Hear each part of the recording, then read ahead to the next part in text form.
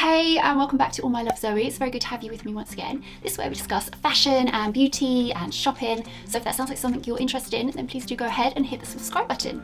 I realised the other day that my driving licence has expired and I need to get that renewed with a new ID photo. So I thought I would share with you how I created this look, which I think works particularly well for passport, driving licence, ID photos. I was looking for a natural, just an enhanced version of myself that looked healthy and wouldn't date. That sort of classic timeless look that you can look back on in 10 years time and not feel embarrassed, i.e. this isn't the 80s where you have blue eyeshadow and you're like, oh my god, what was I doing? I just wanted to look like me, but just a little bit more polished. So if you'd like to see how I created this look and the products that I've used, then do stick around.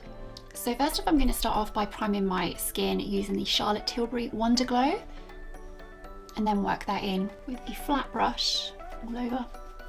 And that just gives a nice glowy base to put your foundation on. Moving on to the base, I'm going to go in with the MAC Studio Fix foundation, and I have this in NC38. I'm going to mix a bit of this with a few drops of facial oil. I just think when you mix the foundation with facial oil, you get a much better consistency and it just gives you better coverage. It just looks a lot more polished. So I have some foundation and I'm just going to drop a couple, and then I'm just going to mix the two in my hand really quick and then work that onto my skin using the flat brush. You can of course put this on using your fingers, but I don't want to get my hands too dirty whilst filming.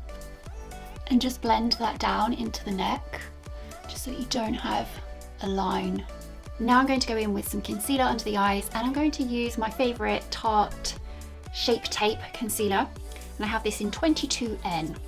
And using the beauty blender, I just damped that and going to blend that in, and as you can see, that just gives a really nice smooth finish. And I like to just go over the top of the foundation just with the damp beauty blender, just to kind of diffuse everything and just kind of pull it all together. I'm going to go in with the Charlotte Tilbury Hollywood filter and just put a small bit just across the top of my cheekbones here, just for a bit of glow. Push that in using my fingertips. And I have to say, I'm really sorry for the state of my nails. I haven't had a chance to get to the nail salon yet, so they probably look like, well, I dread to think what they look like, not good.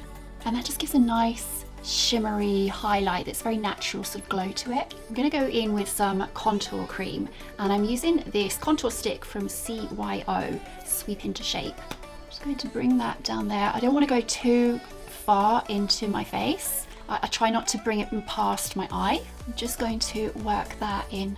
I'm also going to bring that up around here. And again, work that in. And along my jawbone.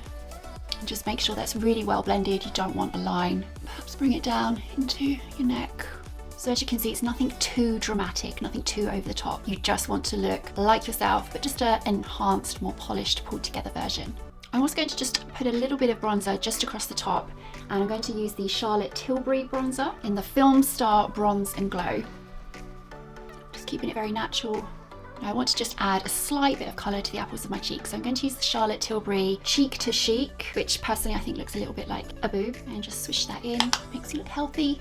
I'm going to just sweep over my eyebrows just to make sure they're all completely filled in. I'm going to use my well-loved Bobbi Brown eyebrow powder, and even though I have an eyebrow powder brush, I still use the small little travel one that's in here. I don't know why, I just like it.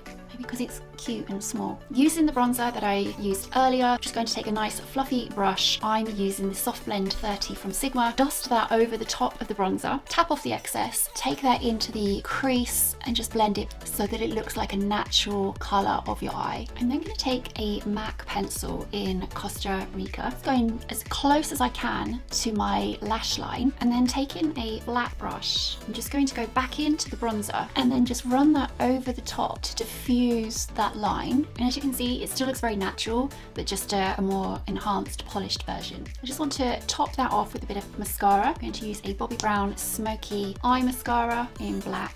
I'm going to line my lip in MAC Spice and fill that in. Then I'm going to take the Charlotte Tilbury in Pillow Talk Medium, dab that over the top, and that's the finished look. A natural, just a slightly enhanced version of my normal look.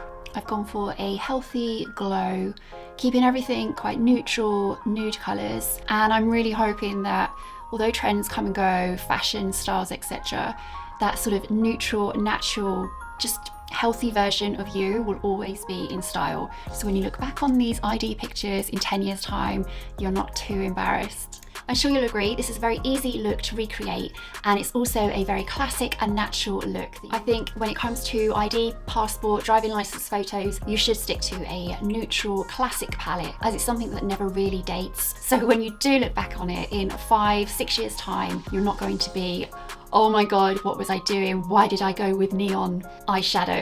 Whatever it is. I hope you enjoyed today's video. If you did, please do give me the thumbs up. And if you don't already subscribe, please hit the subscribe button down below, and don't forget to tick the notification box so you never miss a future video. It'd be great to have you with me every single time. If you do end up recreating this look for your ID photos, please do let me know what you think in the comment section. It'd be great to hear from you. I will of course link all of the products I used in today's video in the section down below, so please feel free to go and check those out. Well, that's it for now. Take care. Bye.